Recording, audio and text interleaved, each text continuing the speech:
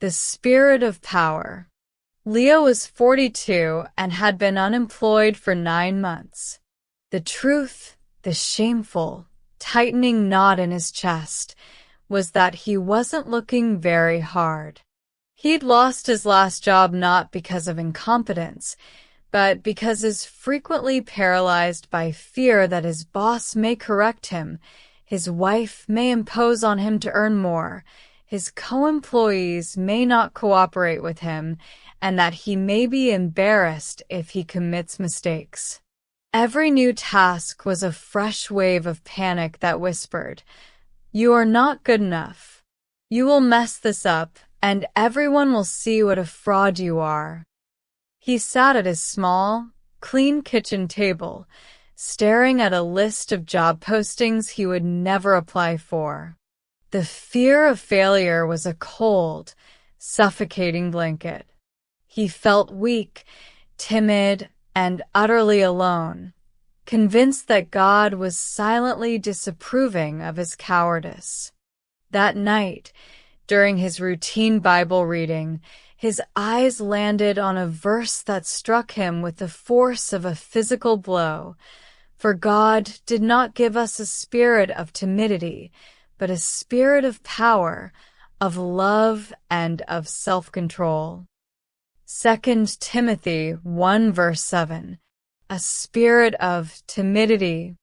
Leo read the verse repeatedly. He realized his paralyzing fear wasn't a flaw in his character.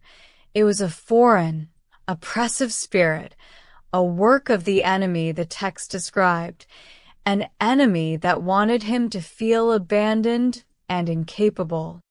The devil wanted him to believe that the good work God prepared for him would end in failure, just as he had convinced the Israelites that they were grasshoppers before giants. But the verse didn't stop there. God gave him power, not weakness, but raw, divine strength to face any challenge.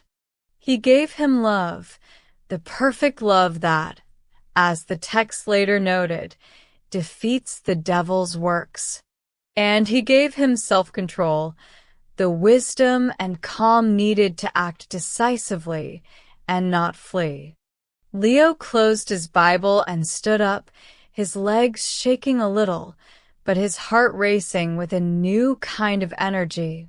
The knowledge that he was not given a spirit of cowardice meant he had the right to reject it. He wasn't relying on his own weak will, like Jacob with his gifts to Esau. He had been given the Holy Spirit, the Spirit of power, who had been given to him through the resurrected Christ. He walked over to his laptop, the list of job applications glowing faintly on the screen. The familiar dread tried to creep back, whispering, "You'll fail." Leo took a deep breath.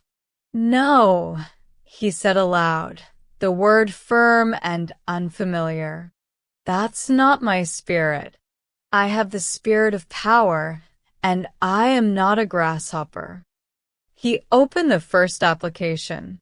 The fear of failure was still a presence, but it was no longer a master. It was a defeated shadow, and he was the one now wielding the power, love, and self-control to step forward.